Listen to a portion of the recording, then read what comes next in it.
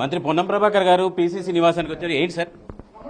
ఏమి పీసీసీ మా రాష్ట్ర అధ్యక్షుడు, మా అందరికీ పెద్ద పార్టీకి వారు నిన్న జరిగిన సంఘటన మీద మాట్లాడదామన్నారు. మా గౌరవ సహచార మంత్రి లక్ష్మణన్న గారు కూడా వస్తూ ఉన్నారు. నేను తనని అనలేదు. సోషల్ మీడియాలో వచ్చినటువంటి రాంగ్ ప్రచారంతో తనకు బాధ కలిగి ఉండొచ్చు, తప్పేం లేదు. ఒక మంత్రిగా తను వ్యక్తం చేసిన భావాన్ని నేను దానికి ఒకవేళ అయినటువంటి ఫీలింగ్ అయితే తప్పకుండా విచారం వ్యక్తం చేస్తున్నాను.